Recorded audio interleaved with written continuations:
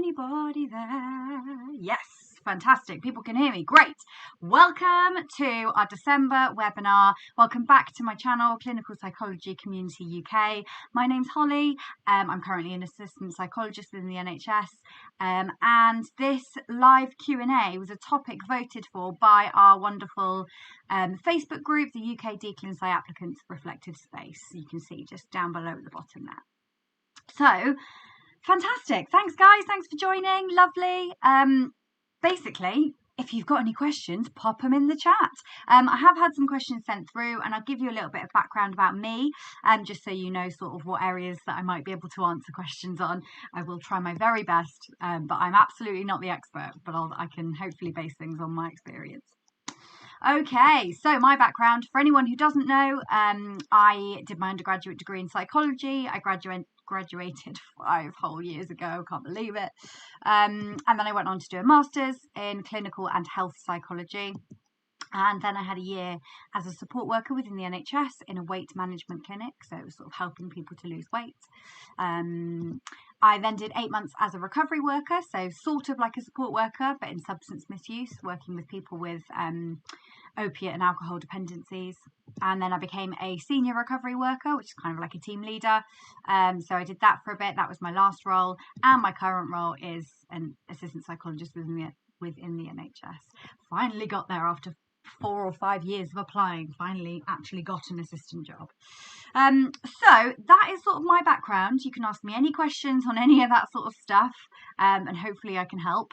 If it's psychology undergraduate degrees or masters, if you're studying, if you want to get a job as a support worker, you want to work in the NHS, or you have a particular area of interest that's similar to mine, let me know.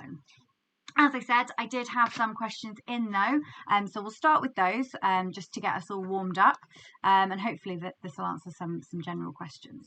So, firstly, a question I got was, what is the biggest thing you've learned on your journey so far?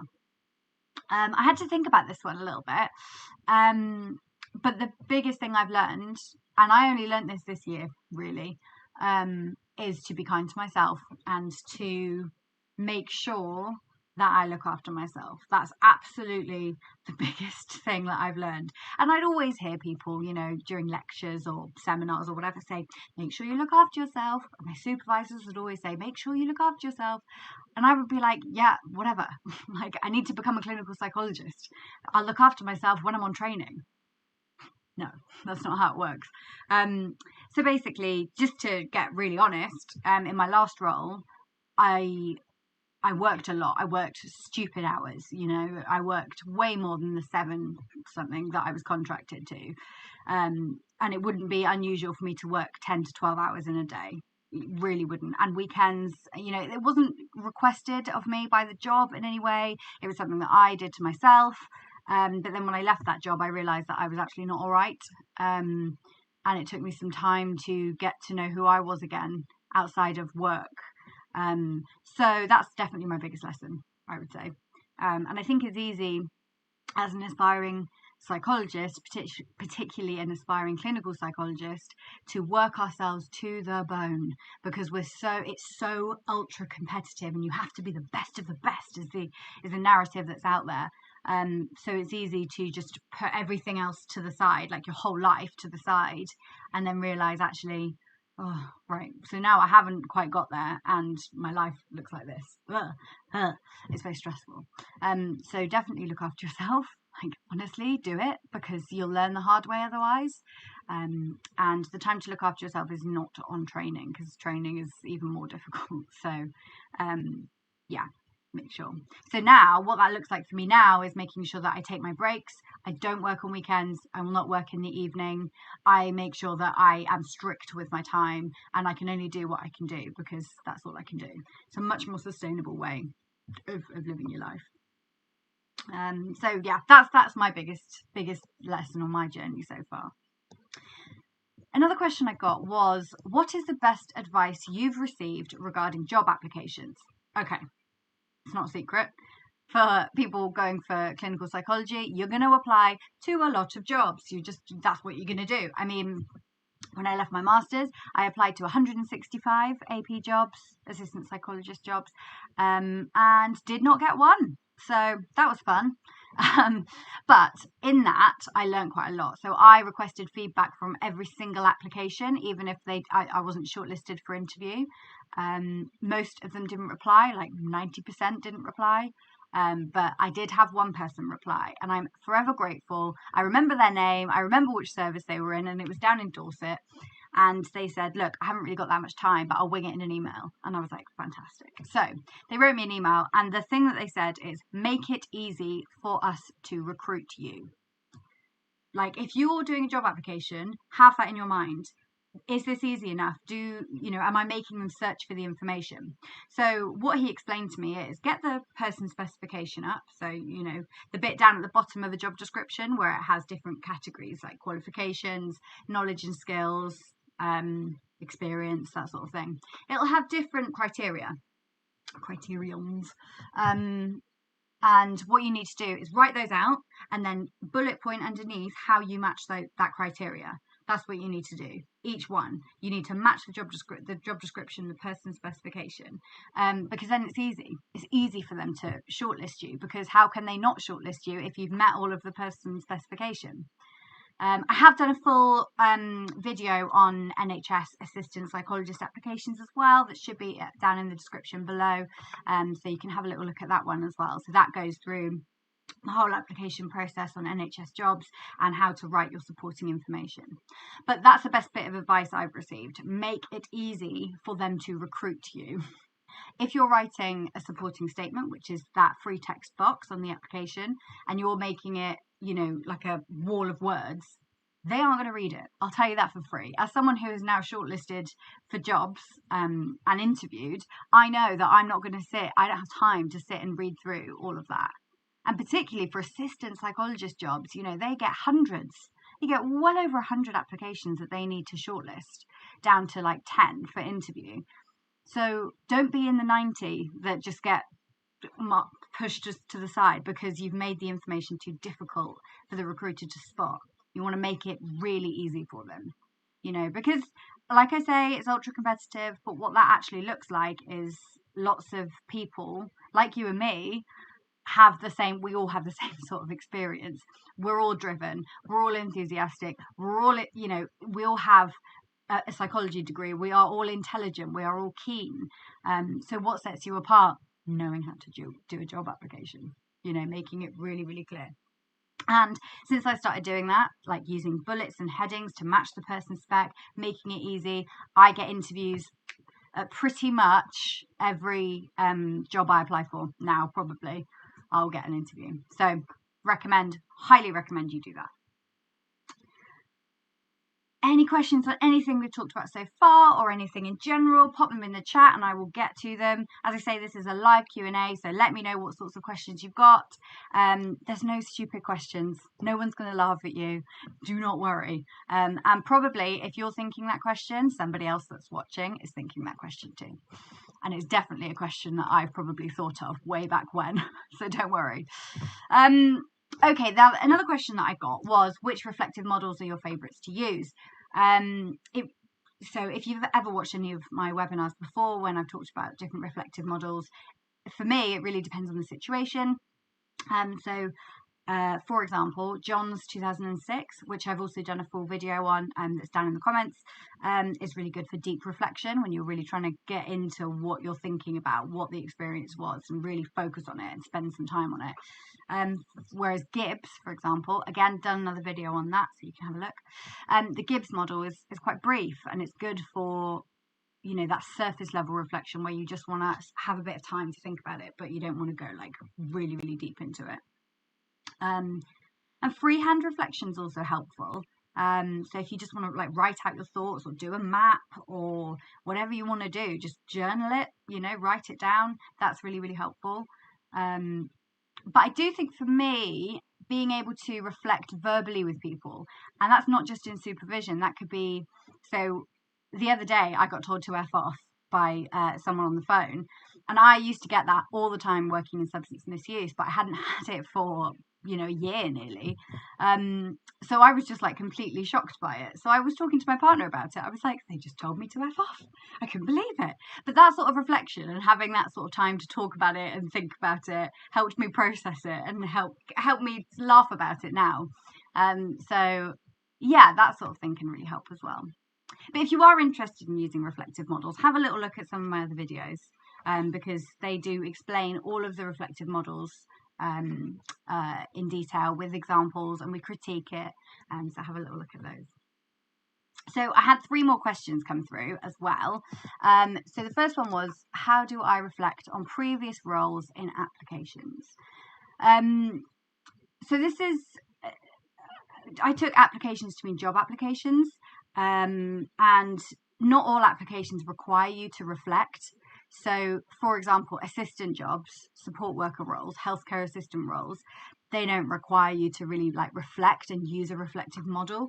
You can, don't get me wrong, as long as you're matching that person's specification, like I said, that's actually what they need to see in an assistant application. That's actually what they need to see. The reflective stuff isn't as important when you are in a role like this.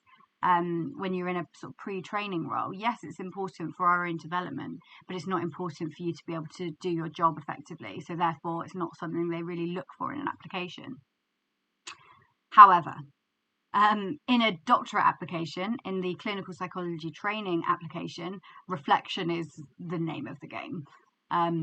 So how you can reflect on previous roles, well, spend some time thinking. You can use reflective models for this, or you can just think, what client groups have I worked with? Have there been any overlaps in the experiences? So, for example, I realised this year on my application that I was really drawn to stigmatised groups within the already misunderstood mental health population that we work in. There's little pockets of stigmatised groups. So, for example, substance misuse. Lots of people misunderstand them and they're highly stigmatized. Similarly with people with obesity, and actually I've been really drawn to these people, working with those client groups throughout my career. So that's something that I noticed through reflection, and I popped that in my application and just said, throughout I won't exactly tell you exactly what I wrote, but I sort of said that I'd been drawn to stigmatized groups, and then I sort of fleshed that out into how social justice issues were important to me and how actually working with these underrepresented groups was really important to me, and it's work that I'd like to do as a psychologist. So that's an example of how you might be able to reflect on previous roles. But what I'd encourage you to do is spend a bit of time thinking about your previous roles. Think about the client group you've worked with. Think about the services. Was it NHS, non-NHS? Were there any issues? Was the client group particularly challenging for you? Why was that? Was there any evidence-based guidelines that you were working to, and how do they impact on the services that you were working in and the clients you were working with? Have a little think, basically, about your previous experience, and then you can hopefully understand a little bit more about your experience. I hope that helps. Now, the next one that I got was, what are support worker roles like?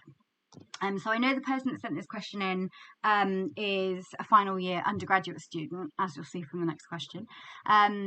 So for anyone that doesn't know, a support worker role, I mean, they're massively varied. Hugely varied, really depends on the service that you're in. It could be lots of low intensity clinical work, it could be assessments, it could be support, essentially supporting. So you're doing lots of check-ins with people, you could be meeting up with them, you could be taking them somewhere, you could be assisting with sort of behavioural experiments or graded exposure sort of stuff that psychologists do or therapists do. My support worker role was clinical and administrative support worker. So it was split between doing admin, which I think everybody should do a stint in admin, because my goodness, you meet some of the most organised, lovely people you'll ever meet, and it really helped me with my organisation skills. So everyone should do a bit of admin, I think. So I did that, and that was 2 days a week, and then the clinical side was 3 days a week. So I was in different sort of community clinics, and I did one-to-one clinics with clients, and that was it was in weight management, which was a multidisciplinary team. So they would have a doctor, a dietitian, a psychologist, a physiotherapist, and health trainers and people like that, and support workers. So a person might go and see the dietitian because they need to work out what they're eating and how that's impacting on their weight, or they could go and see the psychologist to work out what psychologically is causing them to continue some eating behaviors that are quite damaging. And then therefore they would set plans with the clinicians, who they would see maybe once every 12 weeks. And they would see me, the support worker, once a week, once every 2 weeks, depending on the clinic, to kind of talk through those plans and talk through how they've been getting on, and to set goals. So I imagine a lot of support worker roles are around setting goals with people and reviewing goals. And you're also typically working in a multidisciplinary team. If you are in a support worker role, what I'd advise, I've done another video called 5 Top Tips, Getting the Most Out of Your Support Worker Role, where I go through all the different things that you can do to pursue clinical psychology while you're a support worker. So have a look at that as well. But essentially, look for opportunities. While you're working in a multidisciplinary team, there's more than likely to be a psychologist there, or a team of psychologists, because we're working in mental health. So speak to them, see what opportunities they've got. When I was having lunch one day with our psychologist, and she knew that I was interested in pursuing clinical, and she was talking about a therapy group that she wanted to develop based on acceptance and commitment therapy. And she said, she was telling me about it, and I was like, oh, can I get involved? How can I help? What can I do? Can I get involved? I was too enthusiastic, probably. Anyway, so I spoke to my line manager about it, and they said, yeah, absolutely. We'll give you a day a week to work on that. So you never know, socialize, network, seek out opportunities. But basically, support worker roles are really varied. I'd encourage you, if you're interested, to have a look on NHS jobs, or or Indeed, even lots of different websites that can show you some support worker job descriptions, so you can kind of see what they're like. That's what I'd encourage. Lovely. So the other one, I actually just had a question in which we'll go through. Thank you for that. So which roles do you recommend prior to applying for an AP role, aside from a support worker? Yeah, I think support worker is definitely somewhere I would go, somewhere I went, and I do think I learned a lot in that role. So I'd highly recommend that.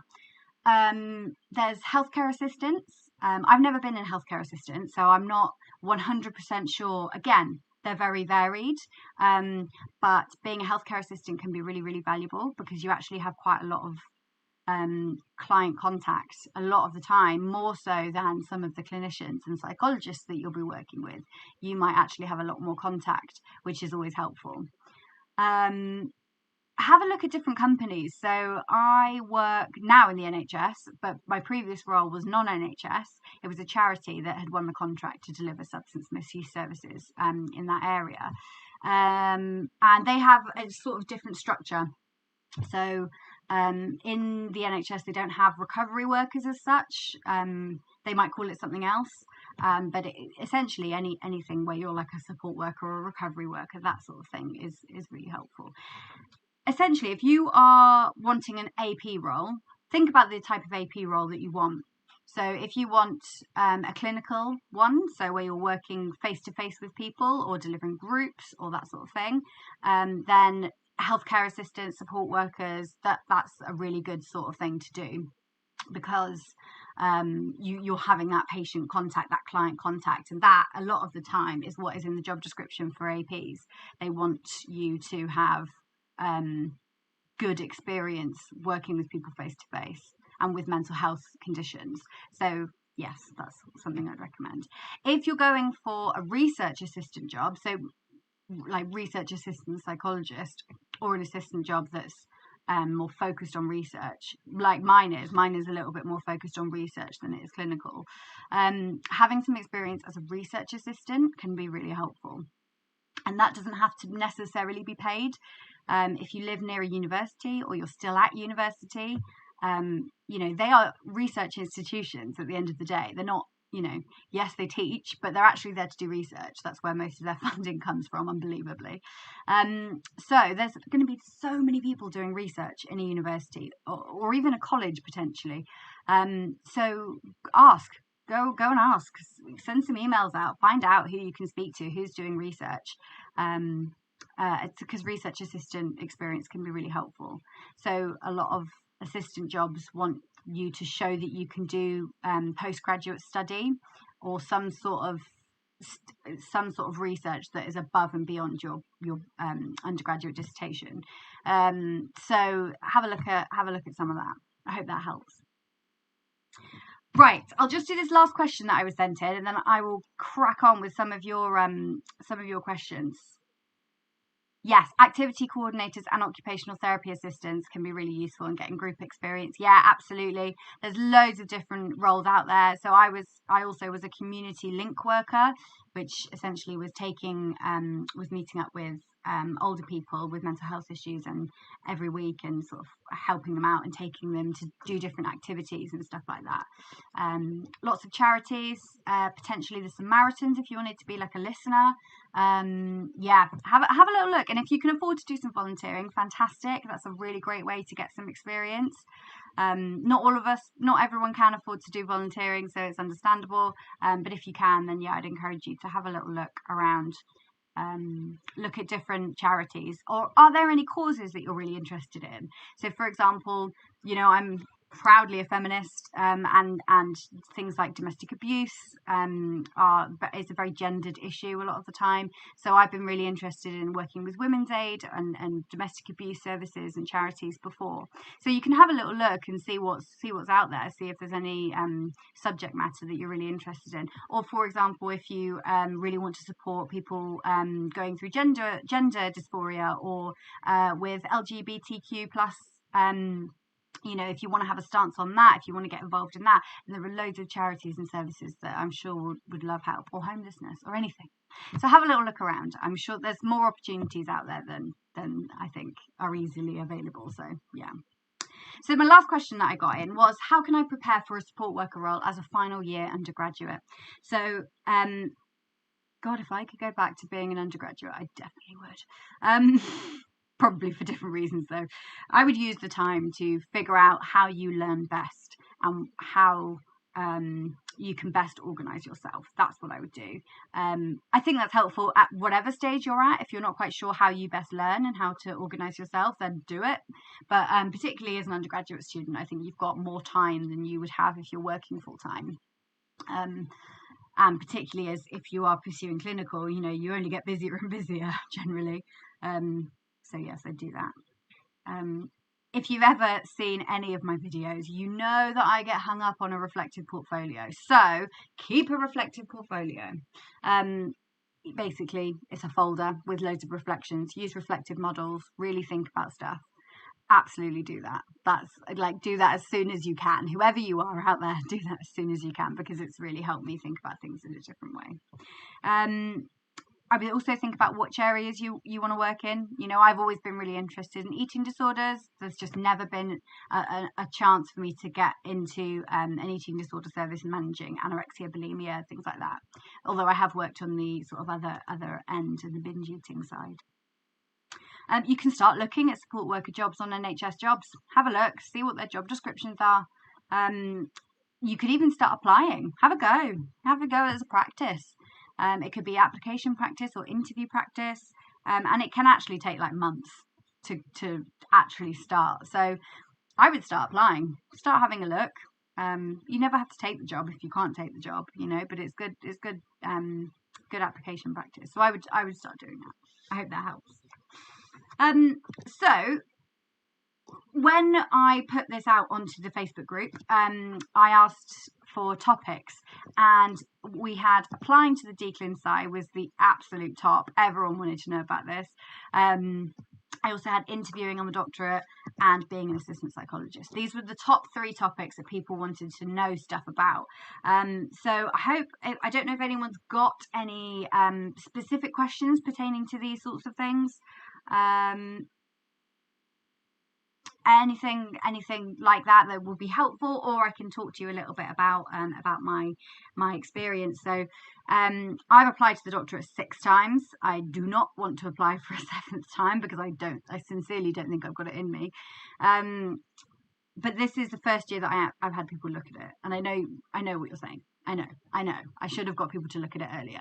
But I was told when I was doing my master's, don't let anyone else look at it. It's not their form, it's yours. But so that's kind of influenced me. But on my 6th application, I was just not taking any chances. So I asked a lot of people to look at it. I didn't take all the changes that people suggested because, like I say, it is my form. I needed to make sure that it reflected what I wanted. If you've got any questions about applying to the doctorate, I mean, the Clearinghouse website is the best place to go. I'll link that down below in the comments. And the alternative handbook from the BPS, British Psychological Society, really, really helpful. So those are the things I'd look at. I've had a question. So anything you wish you'd known before you started your AP post, please? Organisation, reflective journal, in the role that you've found helpful. Yeah. I mean, to be honest, I was ready to start my AP job. I'd done a lot of pre-AP roles. And I think I developed in those pre-AP roles. I'm really glad that I did them, particularly the management role, because that really gave me a lot of new skills, like public speaking skills, organisation, supervision, caseload management, how to have really, really difficult conversations with people. That sort of experience was really helpful. And I'm glad I had some non-NHS experience as well, particularly in substance misuse. I would encourage people to go into substance misuse. Just make sure that you protect yourself and your well-being, because it is often a chronically underfunded service, and resources are tight, so you will often take on more than what you should be taking on. But I would encourage you to do it, because I think it says really interesting things in terms of reflection about society and the way that we treat people. So I would encourage that. Okay, so if anyone, I've got a couple of more questions in. So I've got one here. Just wondering if you are constrained by uni choice, for example, unable to relocate. Yeah, so for the doctorate, I mean, my family from Wiltshire. I currently live in Cardiff, and I don't really want to go too much further than that. So the unis I've applied to this year are Cardiff, or South Wales, Bath, Oxford, and Southampton. So they're all sort of fairly close. But fortunately, they also have course ethoses that are quite similar, and I really like them. I did apply to those unis because I wanted to go there and because I could go relocate there. I know I am quite fortunate in that. I know that lots of people can't afford to relocate and go across the country, for example, which I'm not. But I know that is sometimes tricky for people. Also, so I've got another one in. How have you managed to continue with your life with the application? Yeah, for example, buying a permanent house, having a family. Yeah. So I don't mind sharing with you all. I've just turned 27, and I had ideas, but when I was at uni and I was told not to go for clinical, I was like, yeah, it's fine.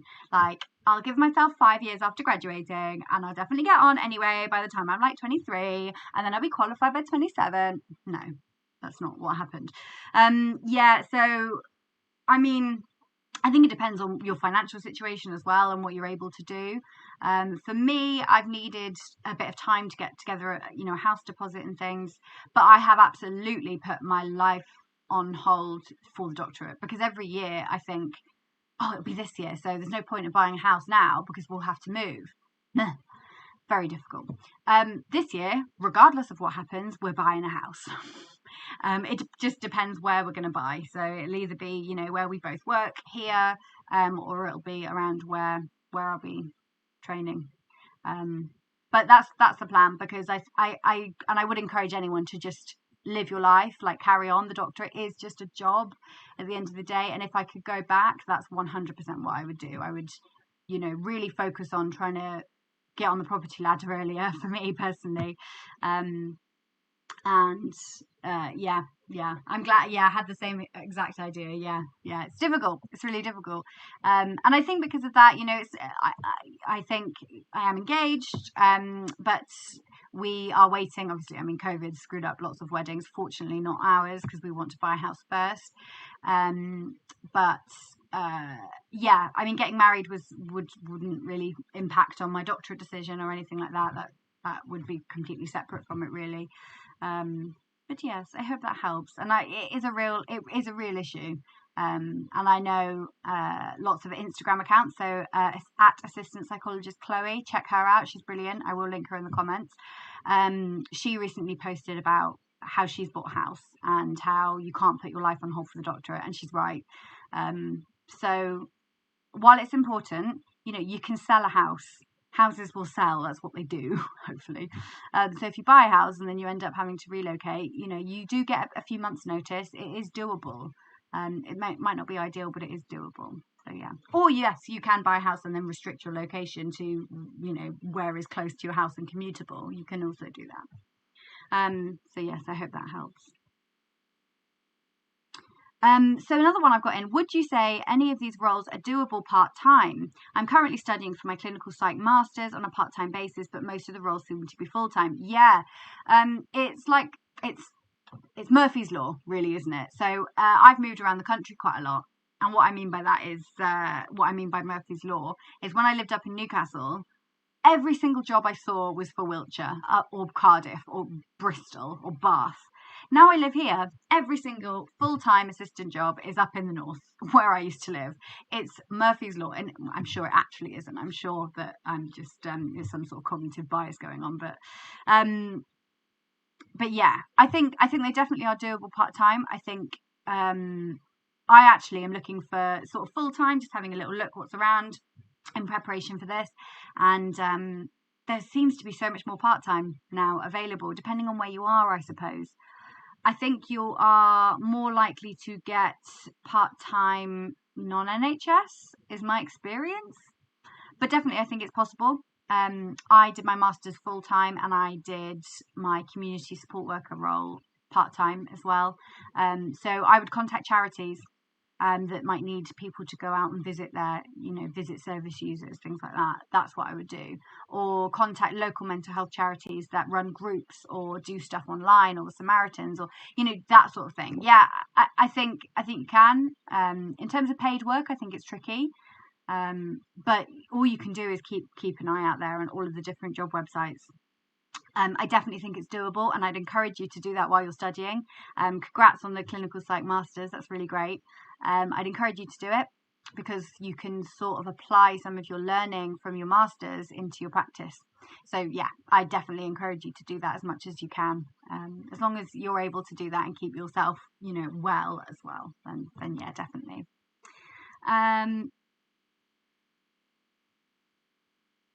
No, don't listen to these people. Sorry, I've just had someone saying that they want to buy a house and extending family, and part of that terrifies because they're being told that it will stop the doctorate.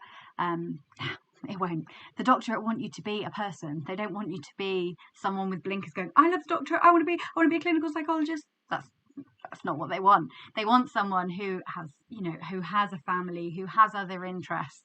That's what they want, who has a life outside of clinical psychology, because otherwise you won't survive clinical psychology. You will not, unless you have a life outside of psychology, and it's okay to do that. So don't listen to them. They're speaking rubbish. You'll be fine. Okay, I've got another one in. What would your top things to focus on whilst being an undergraduate? I'm currently in the second year of my psychology degree. Fab. Okay, find opportunities. That's absolutely what I would say. Go and speak to your tutors, speak to people in the psychology department. What research are they doing? What can you get involved in?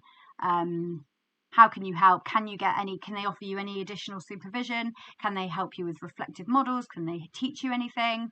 Are there any links in the university that you can get involved in? So my friends and I, we didn't have a psychology society, so we set one up, for example, which gave me loads and loads of different skills and lots of things, and it was great fun, don't get me wrong, great fun. I was also on the Societies and Communities Executive, so doing things like that, absolutely. And 100% keep a reflective portfolio. thinking about lots of things. Watch my video on reflective portfolios, and I would start doing that ASAP, definitely, because you will learn so much just from reflecting, really. So use some reflective models. It can be even on a lecture that you found interesting, or an article that you found interesting, or an interaction, or anything. So spend some time getting to know who you are as well, because I sort of felt when I left my undergraduate and went to do my master's, and then when I went into the world of work, I was like, okay, so I'm not a student anymore, but who am I? Because being a student was so central to my identity that I kind of was like, ooh, I'm a full-time worker now. Like, who am I? What are my values? I don't know. So spend some time thinking and getting to know who you are. Okay, this is my other thing to focus on. You're in your second year, so enjoy it. Please enjoy it. In my third year, I went out 5 times for the whole year, including graduation, when everything's handed in. Okay, I worked hard. In my second year, I went out like between 3 and 5 times a week. So enjoy yourself. And I fully enjoyed my time. Enjoy yourself. Go out and do things. Join clubs, join societies. Just go out and enjoy yourself, because you will never have this much time ever again in your life. So enjoy it. Go out and enjoy it as much as you can. I hope that helps. But I've got a couple of other videos as well, and there's also one on clinical psychology and undergraduate psychology degrees, so have a little look. So I've got one here. Please tell us a bit about what kept you going in terms of multiple doctorate applications / rejections. Did you feel like giving up? Yeah, every single rejection, every single time I got that email saying, we regret to inform you that we had over 1,000 applications and we are not able to give you feedback, and blah, blah, blah, blah. Yeah, every time I was like, well, I'm not suited to this. I'm never going to do it. I'm never going to get on. And this year was actually the hardest year. So my 5th application. So I interviewed for Cardiff this year. And I thought I'd done really well. And I thought, great, yes, this is my year. I'm going to get a place. Oh my God, my life's going to be so exciting. And then I didn't get a place. I didn't get reserve. I didn't get anything. And it knocked me for 6. It really, really affected me. But I think from that experience, what I learned is that it's okay, and that it's really hard, and that you're doing fine. I am doing fine. It's ultra competitive, and as good as I think I am, everybody else is probably at the same standard as me. And I do think there's a certain amount of luck to getting on the doctorate, as well as immense skill and experience and knowledge and reflective skill and practice. I do think there is an element of luck to it. There just is. Yeah. So yeah, I absolutely felt like giving up, and I don't know if my dad is still watching. He was watching at the beginning. I'm not sure if he still is, but it's absolutely down to my dad, the reason that I keep going, because he always tells me, okay, keep going. Yep, you just got to keep at it. Keep at it is his phrase. And I wish you could just hear his voice in my head, because I can hear his voice. Just going, keep at it. And I go, yeah, I know, but... And he just goes, just keep at it. Just keep doing it. Keep going. And I go, I can't. And he goes, yeah, you can. Stop being annoying. Yes, you can. So I've always been told it's part of like our family script, if you like. If you work hard, you will achieve what your goals are, you know. So yeah, got my dad to thank for that one, for giving me that resilience, I think, and that encouragement.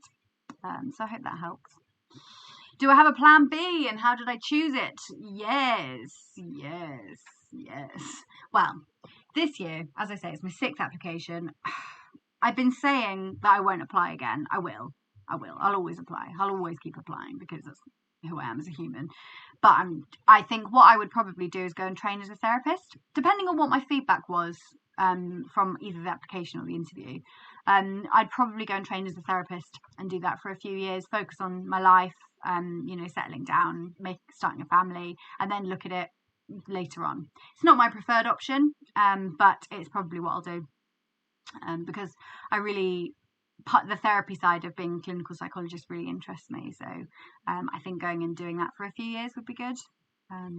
Yeah, that's the plan, probably. How did I choose that? Yeah, as I say, that therapy side is really important to me, and getting that clinical contact, I think, is something that I really miss. And the success of therapy, helping people is really why that element of it. Yeah. Oh, you're near Cardiff too. Oh, nice, cool. It's been horrible weather today. If you are near Cardiff, it's been raining all day. It's been horrible. Oh, good. I'm glad it was helpful. So I've got another one. A lot of support worker roles I've seen involve things like personal care in an individual's home or in a care home. Is this something that you had to do, or were your roles more mental health focused? Yeah. So I've always been quite nervous about personal care. I've always been very nervous about that. I don't know why. Maybe it's because I'm not experienced in it. Maybe because it's almost crossing a boundary to me. Like, I think because what sort of mental health professional I'd like to be is not like hands-on and all of that. It just scares me a little bit. And I just almost think I'm underqualified for it. You know, I'm not a nurse. I don't know how to do any of that. No, my roles have never included that.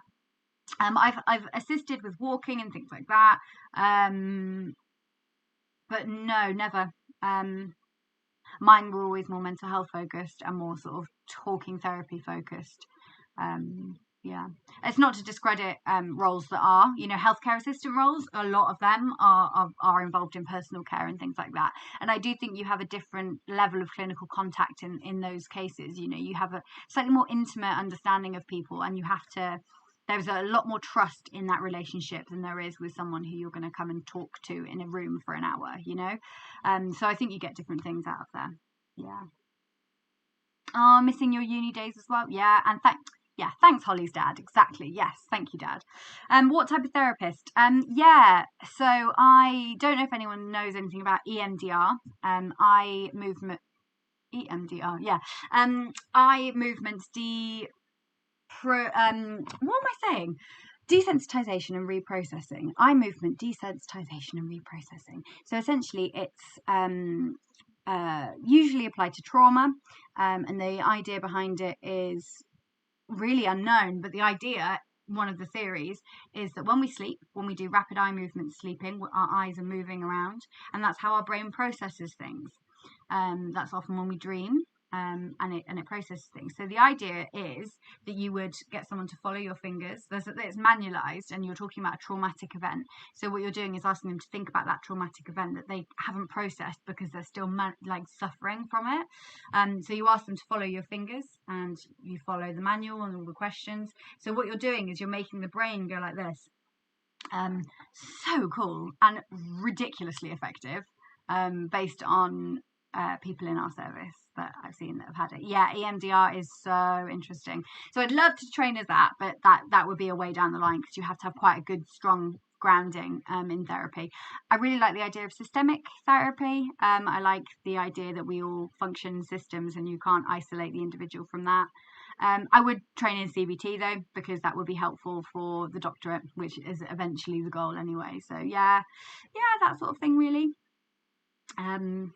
Yeah, that's what I'd like to do. But I love EMDR, honestly. It's just awesome. If you ever have a chance to train in EMDR or learn about it, do it, because it's fascinating. Like, in our service, we've had people that have, been in war, like really awful war scenarios, and have struggled for years and years and years. And they've had 1 or 2 sessions of EMDR and they are fine. Like, it's absolutely mind-blowing. It's just awesome. Yes, yeah.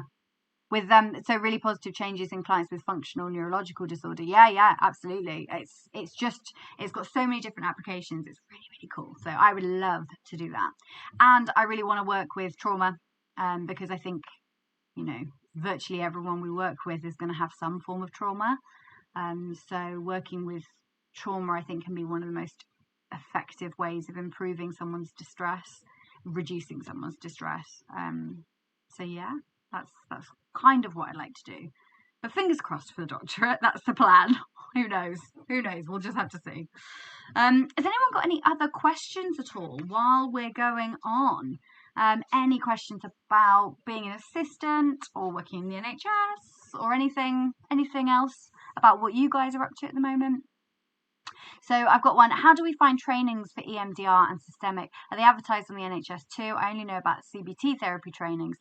Yeah, so they're usually run by different institutes. So EMDR, as far as I'm aware in the UK, is run by certain institutes. I can't remember. EMDR Institute, I think, is one, or EMDR organisation, or something like that.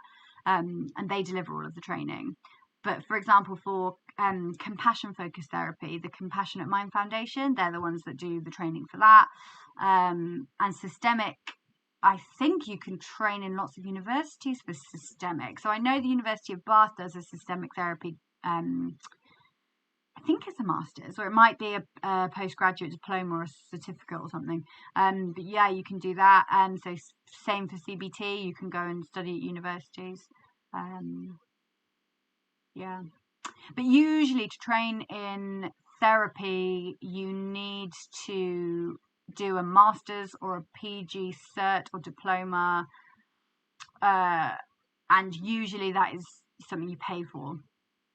Yeah, so that's quite often why people do roles like psychological wellbeing practitioner, because you train to do that for like a year, and then you work as a qualified PWP, and that's the CBT sort of stuff. So yeah. Curious to know your view on psychologists prescribing, not relevant to assistants or doctorate, just curious. Yeah, so this is a debate that's going on within the BPS at the moment. There's been some sort of webinars about it, and there's been some discussion.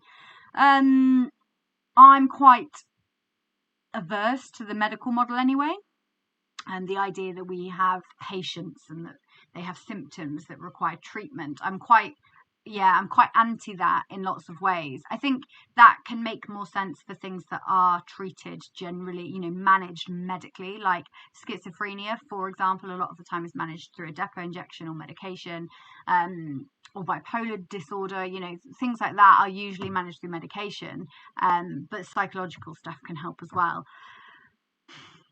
I think if psychologists were to prescribe, it would need to be heavily regulated. And it would need to be a very small amount of things that they could prescribe. So I know to be a non-medical prescriber, nurses that might train to prescribe. For example, one of my friends who I worked with in substance misuse, she was a nurse, and then she did her non-medical prescriber course, and she is now qualified to prescribe in substance misuse because she's done all the training around that. But she can't go and prescribe in a doctor's surgery, for example, because that's a whole different qualification. So I think the same sort of model would need to apply to psychologist prescribing. Yeah, I'm sort of undecided, but I think generally I land on the side of I don't think psychologists should prescribe, and I actually don't know enough about medication to be able to really make a properly informed decision about that. If it is like a depot or something, then sure. But equally, it's unless you're really in the private sector, psychologists in the NHS will always pretty much have a psychiatrist, that manages the medication. There will in my experience, there's always been a doctor. Yeah, in every role, there's always been some sort of prescriber to be able to prescribe stuff. So yeah. I hope that helps. I hope that answers your question. I'd be really interested to hear your thoughts as well on, or anyone's thoughts on psychologist prescribing. So let me know.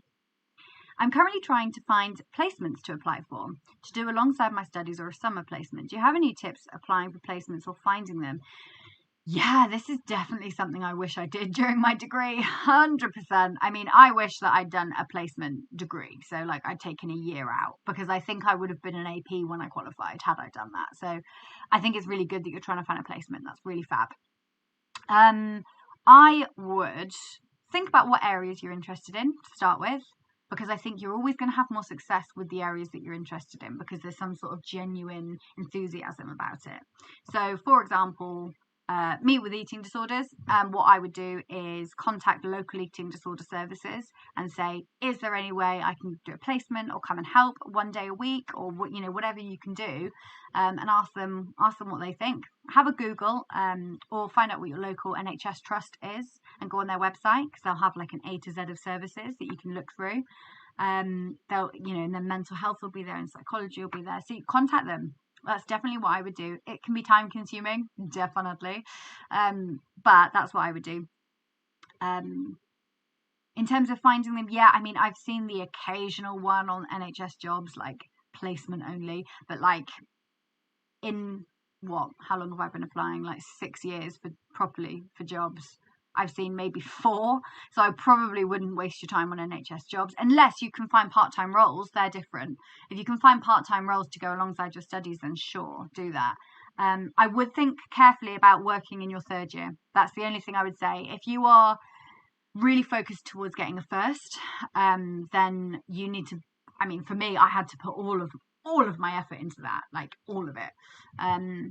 I was also part of a society and a couple of societies during that time as well, but I had to really narrow down the field of things. Like I stopped working. I was fortunate enough to be able to stop working for that year. I had some good support in that respect, so I was lucky enough to be able to do that. So if you can do that, do that. But equally, getting experience is really important, because what you'll find is when you leave uni, and like I did, I was like, cool, well, it says on this job description that you need a psychology degree. Got that. I'm going to get this job. No, because everybody has a psychology degree and everybody pretty much has a good one. So yeah, that's, yeah. In terms of placements, I think contact services that you're interested in, or particularly NHS, is probably the most likely to be able to help you. Or if you want to do like a research placement, speak to your university. Yeah, speak to your psychology department or your tutor, depending on the relationship that you've got. But they will be doing, every lecturer that is there will be doing research, so they will all be doing stuff that you can maybe get involved in. And you actually never know where that might lead to. So at my university, I went to the University of the West of England in Bristol, and they have the Centre for Appearance Research there. So I was really lucky with that. And my tutor was actually like really involved in the Centre for Appearance Research. So again, I was really lucky with that. And she knew that I was interested in appearance and embodiment and things like that. So she said that she needed some people to train in delivering a body image intervention and research it. And I was like, fabulous. Yes, I will do this. So I became a research assistant. At first it was voluntary, but then there was some paid work that was going on a different body image project. And then towards the end of it, we managed to get a publication out of it. So go and speak to your tutors, go and speak to different professors, go email them all, say, what can I do? Can I help? Is there anything that you need doing? Lots of the time it might be like data collection or stuff like that, data entry, but it's helpful and you're getting your foot in the door. And then they might think, oh, I remember that girl. Yeah, no, she was really helpful. Let's get her back. I actually need a research assistant. Let's get her back. You never know. So, yes, I hope that helps. That's definitely what I would do. And that's one of the things that I'm really glad I did do during my undergraduate degree. So yeah, I hope that helps. Any other questions? Anything else anyone wants to ask me about anything? Preferably about psychology. I'm